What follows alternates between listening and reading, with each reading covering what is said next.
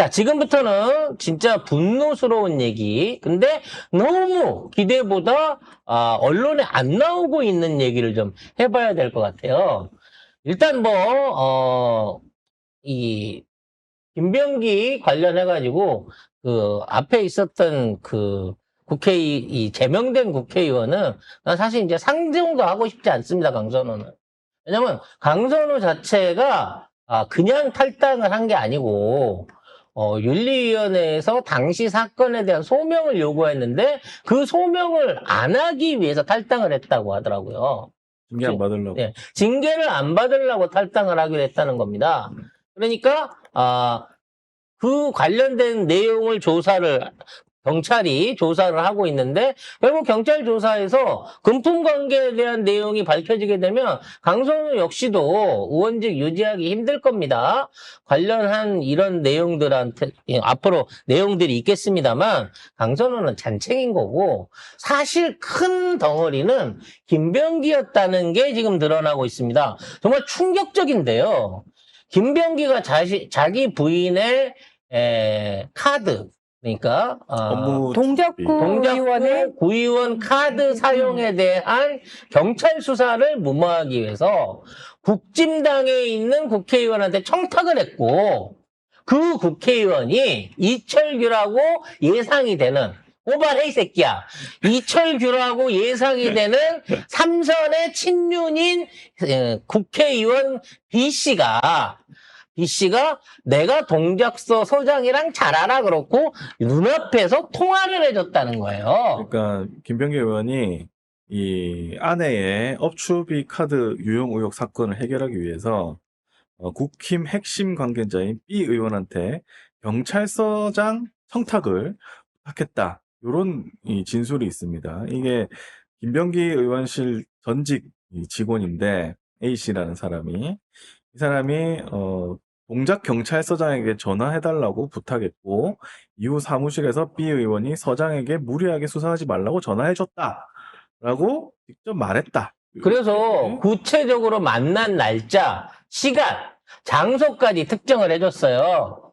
그리고 실제로 동작 경찰서가 김병기 아내 사건을 수사 전환하지 않고 종결하면서 무혐의 종결을 했습니다. 무혐의 처리를 했습니다. 부인이 카드를 들고 가갖고 밥 먹고 뭐하고 사적 용도로 쓴 게 확인이 돼서 내사가 들어가야 되는 그 시점 직전에 만나가지고 동작서장한테 미리 소를 친 거예요. 김병기의 입으로 이철규의 라인을 타고. 실제 동작서장이 예전에 이철규하고 같이 근무했던 경력이 있는 사람인 거고 실제로 조사된 사건에 대한 현장 검증. 그러니까 아니 그 카드를 갖고 식당에 가서 밥을 먹었으면 가갖고 CCTV라도 있는지 실제 몇 시에 왔다 몇 번 갔는지 실체적인 조사라면 그만 나올 일 아니겠습니까? 근데 이런 조사도 하지 않은 상태에서 무혐의로 종결을 시킨 거예요. 이걸 들고 와가지고 김병기는 봐라 경찰이 무혐의 처리를 해줬다라고 당당하게 얘기를 하면서 당시에 이재명 당대표를 비롯한 당직자들한테 대려 큰 소리를 쳤다는 거죠. 윤석열 정부의 경찰이 내가 문제가 있었으면 빼줬을 것 같으냐. 이만한 검증이 어딨냐. 이렇게 얘기를 했다는 거야. 알고 봤더니 이철규랑 짬짬이를 처먹고 있었다는 거죠. 근데 기사에서는 이철규라는 이름은 없고요. 국회의원이 되기 전 경찰에서 고위직을 지낸 인물이고 3명 있어요. 윤석열 정부 출범 이후 여당 내에서 핵심적인 한 놈밖에 생각이 안 납니다. 친윤석열계로 있었고 당시 사건 담당했던 동작 경찰서장과 경찰청 근무 이력이 겹치는 사람. 이철규 한 놈이에요. 이라고 얘기를 했는데 왜 이철규랑 말을 못해? 그러니까 뭐 고소고발 당할까봐?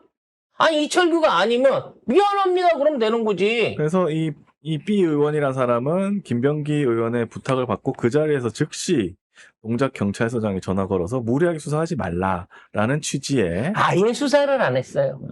그리고 본인이 퇴임하고 이틀 뒤에 무혐의 조사 발표가 납니다. 그러니까 이 조사를 안 하고 붙들고 있다가 다 그만두고 이제 옮겨가는 날 옮겨가는 날쯤 돼갖고 야 이거 무혐의 발표라 했겠죠. 보직 이동해서 다른 경찰서로 옮겨가자마자 그 다음날 이틀 있다가 무혐의 판정이 나오는 겁니다. 이게 우연이라고? 문제는 민주당의 3선 의원이고 맨날 최종 변경이 어찌니 떠들어가면서 지금 북진당을 때려잡겠다고 내란을 종식하겠다고 했던 놈이 사실 알고 보니까 짬짬이를 먹고 서로서로의 비리를 봐주고 있었던 거야.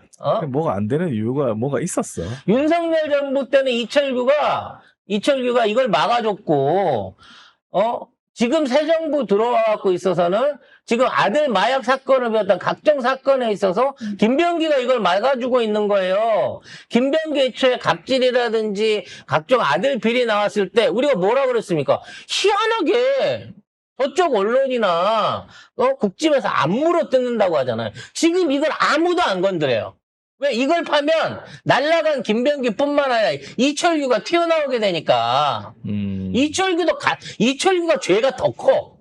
청탁한 건 김병기지만 압력을 넣어갖고 이거를 바꿔준 거는 지금 이철규하고 동작서장이거든. 그러니까 아무 데서도 언론에서 이거를 안 잡아요. 그것이 아까 그 동작경찰서장이라던 그 총경은 모른다. 뭐 이렇게 얘기를 하고 있지만 아니 그때 시간하고 장소까지 다 특정을 해줬더니 처음에는 안 갔다 그러더니 가기는 갔대. 아니, 처음엔 갔다 그러더니 나중엔 안 갔다 그래요. 그 시간에 어디 있었어요? 그러면 근데 내가 그 얘기를 왜 해야 되는데 이러고 있는 거야. 그때 시간 당시에 당사자들 휴대폰만 확인해보면 나올 일이에요. 보좌관이 옆에서 들었다잖아. 바로 현장에서 전화하는 거를. 이 간단한 사안을 놓고도 이걸 갖고 입을 꾹 닫고 있는 겁니다. 서로가 다치니까. 김병기 의원은 탈당은 안 한다라고 얘기를 했습니다. 왜냐하면 탈당을 하면 안 돼요. 차기 원내대표를 저기를 보호해 줄 수 있는 사람을 어떻게든 문진석이랑 같이 끌어들여야 되니까. 그러니까 진선준 같은 놈이 나와가지고 지금 아가리를 털고 있는 겁니다. 아니요, 잠깐만요. 김병기를 보호하겠다고? 차기 그게 되나? 원내대표? 그게 안 돼. 그게 가능할까? 그건 안 돼. 이게 가능하다 그러면 아니요, 그거는 거의 당원들하고 싸우자는 건데? 그러니까 이런 의견을 내세우면서 화합이 중요하네 어쩌네 이지라를 하면서 진성준이가 슬그머니 대가리를 쳐밀고 있다는 거야. 진성준이 될 가능성이 현재로서 제일 높아요. 어차피 국회의원들끼리 뽑는 장사를 하니까. 그러니까 송작가 TV가 처음으로 주장했던 서영교 의원 돌아오세요 라고 하는 얘기들이 나오고 있다는 겁니다. 서울시장 나온다잖아요. 그러니까 지금 서울시장이 왜 중요하냐고요. 서울시장뿐만 아니라 전국의 시장들, 군수가 아니라 도지사들을 공천하고 지방선거를 이끌어서 1보 후퇴하면 2보 전진을 할 수 있는 권한을 발휘할 수 있는 게 지금의 원내대표입니다. 그렇기 때문에 그 기득권 때문에 김병기가 마지막까지 버티는 거고 어떻게든 진성준을 꽂으려고 하고 있는 거 아니에요. 그게 아니면 서영교 의원도 하기 싫은 거겠지. 혹시 협박받고 있나? 당근을 흔들어주세요. 협박받고 있다면. 서영교 의원님. 네. 혹시라도 협박받고 계시다면 방송에 나와서 당근이 아니면 손가락을 흔들어 주세요. 그럼 저희가 알고 딴 사람 올릴게요. 네? 진짜 이렇게 인재가 없습니까? 지금 서울시장 출마한다고 나섰던 지금 서영교나 또는 박주민을 다시 불러와야 된다는 얘기가 나올 만큼 지금 이 상황에서 이걸 진취적으로 해결해 줄 수 있는 2, 3선급의 중진 의원이 이렇게 없는 겁니까? 저 정말 너무 안타깝습니다. 지금의 상황이. 그럼 우린 초선 의원이라도 올려요, 그러면. 아니면 김영민 의원이라도 나서주세요. 원내대표로.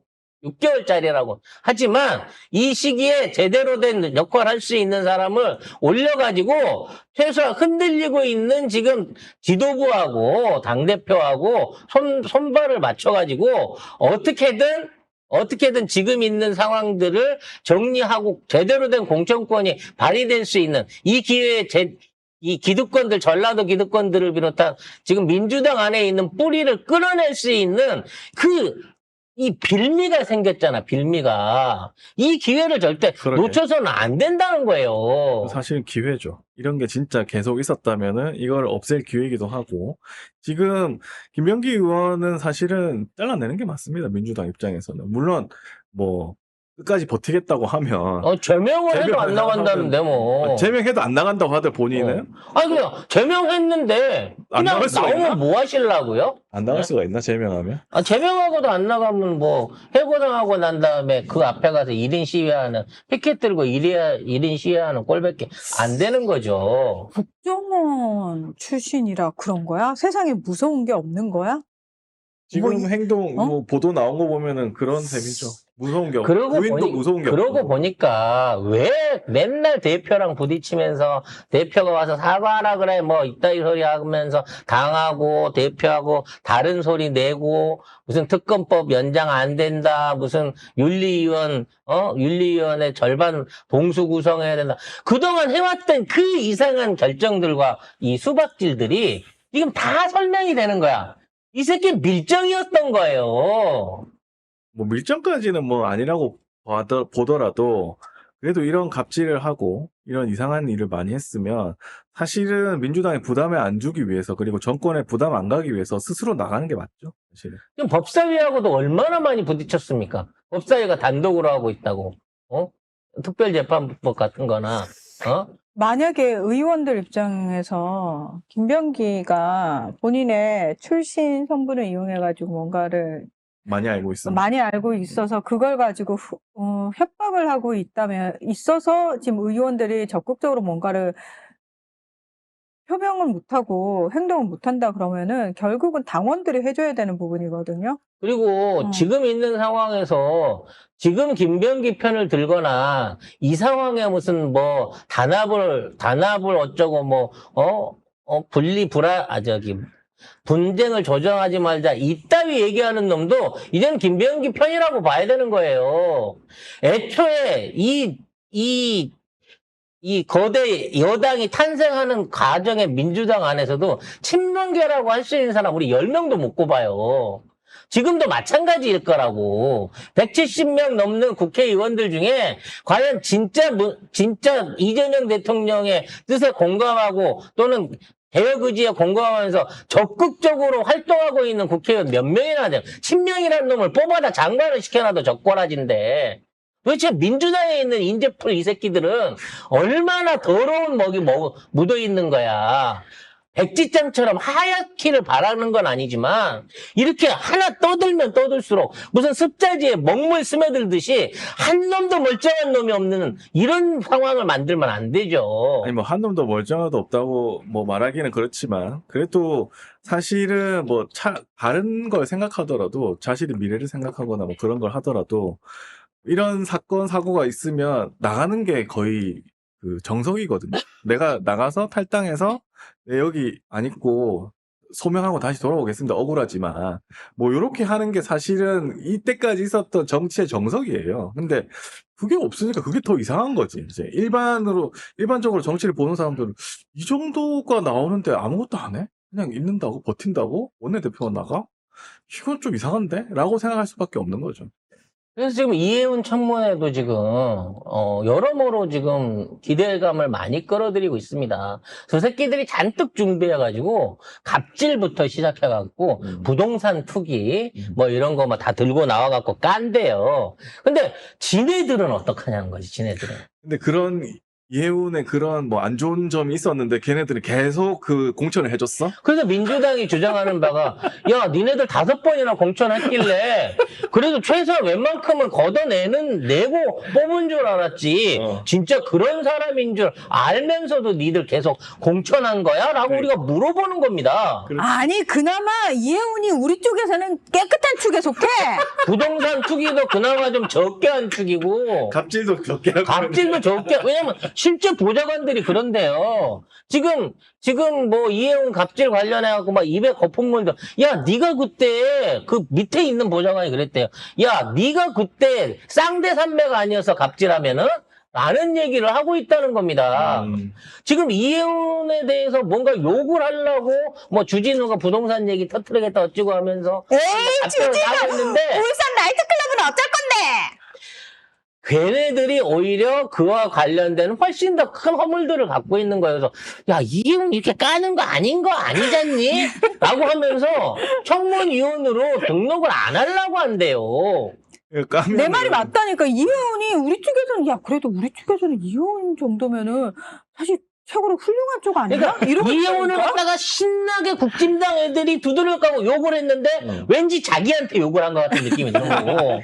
맞지. 그 당 시스템이 그거를 못 거르고 그걸 있음에도 불구하고 계속 공천을 준 거잖아. 그 민주당 입장에서는 이혜훈한테 진짜 정책적인 문제나 전문적인 부분을 자꾸 물어보면서 우리 사람은 똑똑한데 요것만 밀어내면 되는 거예요. 얼마나 좋아. 오케이. 지들이 지들 발등 찍겠다고 저 난리를 치고 있는데. 그러니까 이혜훈은 까면 깔수록 국짐에 그 사람 걸르는 시스템이 얼마나 허술한지가 계속 드러나는 겁니다. 그리고 자기가 부동산 투기 얘기하면 그 다음날 바로 주진우 부동산 관련된 의혹 기사가 따라붙어요, 밑에. 야, 그만하라고. 이혜훈 까지 말라고. 어떤 눈치 없는 새끼가 자꾸 이혜훈 까냐고. 최소한 국지만에 부동산하고 갑질해서 자유로울 수 있는 사람이 없어.